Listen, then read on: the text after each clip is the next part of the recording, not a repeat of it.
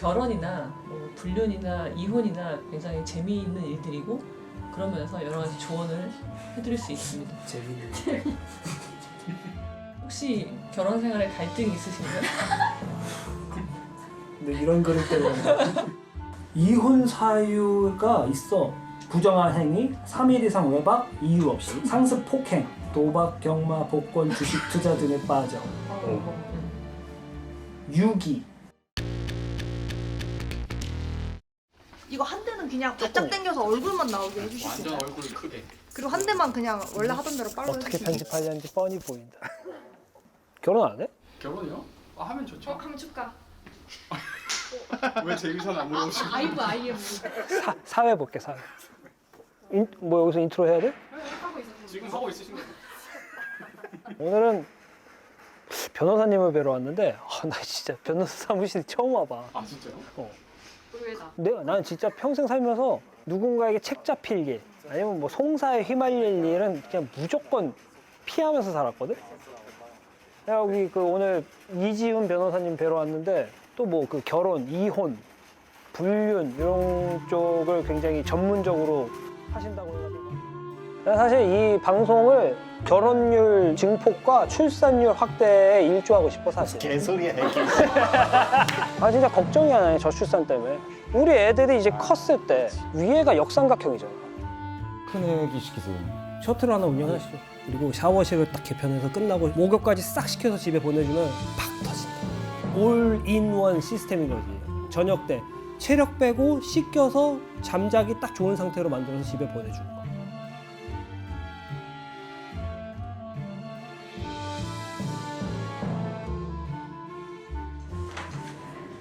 안녕하십니까. 아, 예, 안녕하세요. 안녕하세요.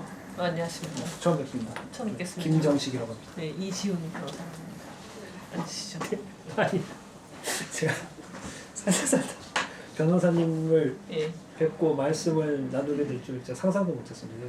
약간 좀 그 네, 법은 지키되 그 이런저런 일로 휘말리지 말자가 제 인생 모토라서. 근데 그러려면 변호사를 사전에 미리 많이 만나셔야죠. 아 미리. 그래야지 예방을 할 수 있으니까. 아 그렇죠 그렇죠. 법 없이 살 수 있는 사람이 세상에서 제일 무서운 사람들이거든요. 아 네.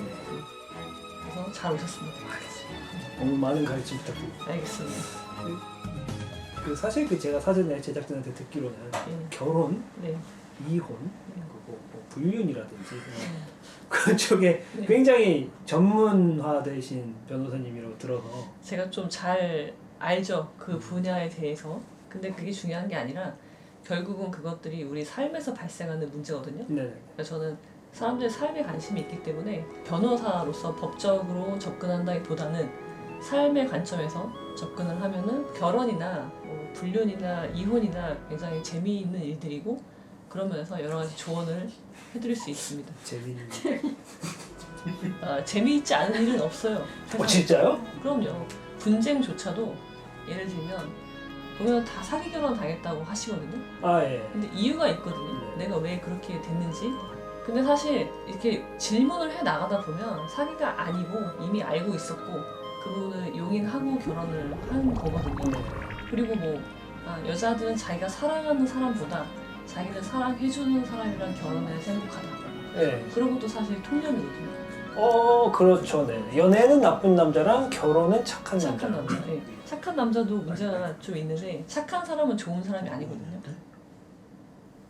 왜 그럴까요?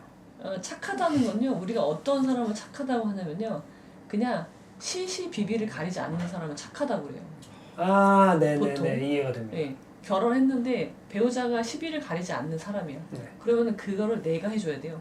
네. 그러니까 악역을 내가 맡아야 되는 거죠. 그러니까 굉장히 주변 사람을 고통스럽게 하는, 타인한테는 호인인데 정작 자기 주변에 있는 사람한테는 나쁜 사람이 될 확률이 매우 높은 거죠. 알겠습니다. 저 잠시 마이크 혹시 확인 한 번만 할게요. 벌써 배워가는 느낌이? 질문 좀 옆에서 네네. 압도됐어 나 지금. 변호사님이랑 이렇게 1대1로 대화해보는 게 처음에 무서워 약간. 되게 순해지셨네요. 법정원 느낌이야 지금. 근데 결혼을 염두에 두고 계시나요? 저는 이미 했죠. 결혼하셨나요? 벌써 15년 차. 그러면은 혹시 결혼 생활에 갈등이 있으신가요? 근데 이런 그릇 때문에 갈등은 신혼 초기부터 있었죠. 계속 꾸준히 그죠? 있었고 그 갈등을 봉합하는 과정에서 이제 점점 더 하나가 된다는 생각으로 살고 있기 때문에. 그럼 훌륭하시네요. 네. 그렇게 갈등을 서로 왔다 갔다 하다가 도저히 안 맞는다. 이제 우리는 이혼을 하겠다라고 찾아오시는 부부들이 많나요? 많이 있는데요. 보면은 갈등을 해결하기 위한 노력을 사실 안 하고 오시는 분들이 많아요. 그러니까 갈등 일이 있을 때 그 일을 해결하기 위해서 노력을 하면 되는데 보통 그걸 안 해요. 회피해요. 아 예. 예, 그냥 이 정도는 내가 참지 뭐 그런 식으로. 그것도 회피인가요? 그렇죠. 회피죠. 지금은 내가 1이라고 치면은 1은 참을 수 있어요.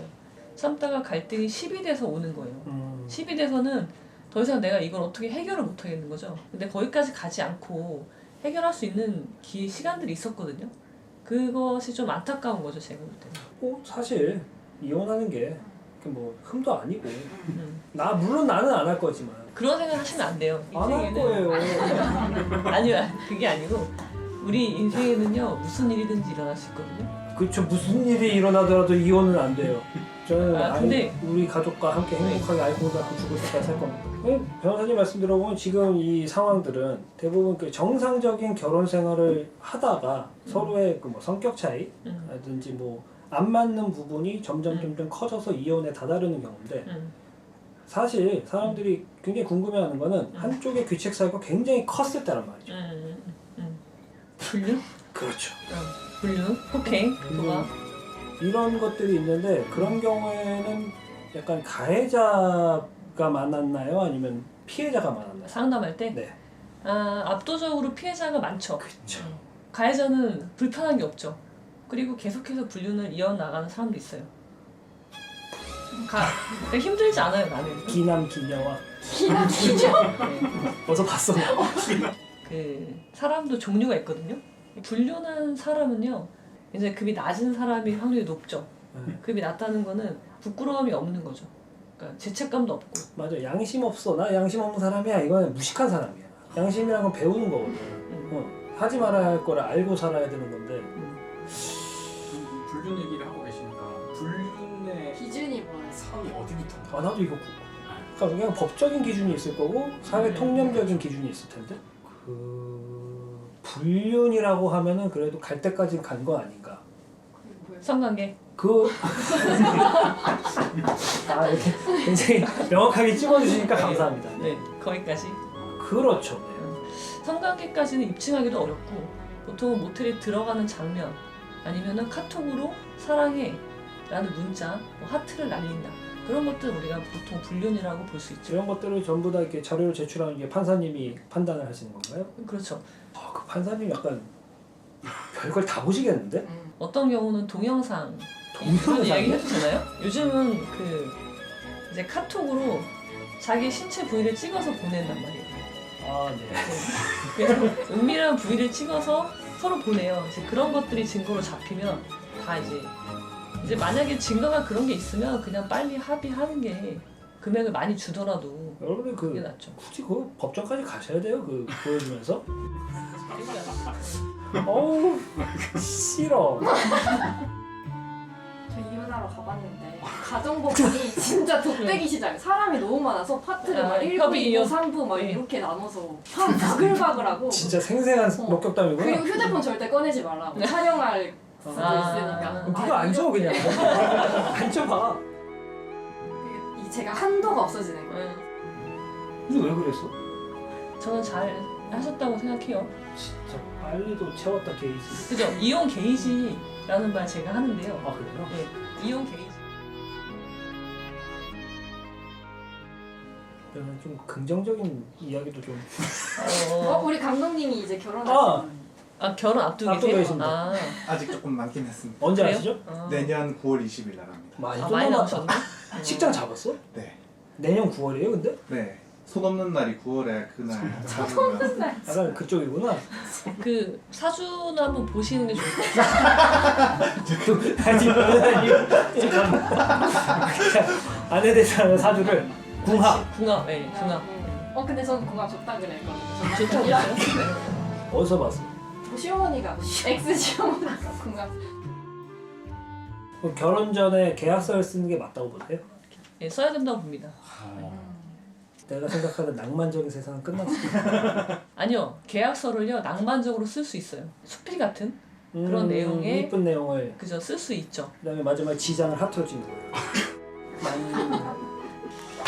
제가 샘플 서식단. 동거각서도 있어요. 오, 네. 그렇네요. 생활비 50대 50, 공동관리 기물 각각을 공동부담, 상대방 소유의 물품 사용할 때 사전 승낙, 동거 기간 내 상대방의 인격을 최대한 돕는 상대 박이라고 오타가 있네요. 갑은 빨래 청소와 관련된 일을 전담. 이거 완전히 그냥 세부적으로 다 나눠놨네. 근데 이걸 그럼 못 지킬 경우에는 어떤 페널티가? 사실 1억이라고 써있어. 네, 여기서는 손해배상 예정을 해놔버렸어요. 네. 그 다음에 부부자산 약정은 이렇게 쓸 수 있어요. 이혼 사유가 있어. 부정한 행위, 3일 이상 외박, 이유 없이. 상습 폭행, 도박, 경마, 복권, 주식 투자 등에 빠져. 유기, 차익 담보, 보증 제공, 경제를 파탄으로. 와, 좀 약간 명확하긴 한데 좀 정내미가 없다는 생각이 드네요. 저는 좀 너무 딱딱해요. 이혼하자는 또 이야기 해가지고 같잖아요. 간인하고 이렇게 접어가지고 하나씩 찍고 마지막 하트 지작 딱. 하트 지장 때문에 괜찮을 것 같은데 그래서 이렇게 쓰면은 딱딱하니까 이거를 좀 완화해서 쓰는 거죠. 그리고 실제 완화해서. 부부자산 약정이라는 제도가 도입된 지 꽤 됐기 때문에 이미 하신 분이 있어요. 근데 아내한테 굉장히 유리한 부부자산 약정을 하셨죠. 제가 봤을 때 그분들은 지금 아마 이혼하셨을 것 같은데. 진짜 마지막으로 충고라든지 조언 같은 거 하나 해주실 거 있어요? 부부 생활을 부부 말고요. 네. 알겠습니다, 변호사님. 오늘 많은 가르침 잘 배우고 갑니다. 제가 사적으로 말씀드리자면 톰 브라운이 제일 잘 어울리는 두 번째 분인 것 같아요. 첫 번째는 G 드래곤이고. 나 DJ 투커 정식이 선인장을 씹어먹지 퍼펙트 듣기는 정색 정체 불투명한 검객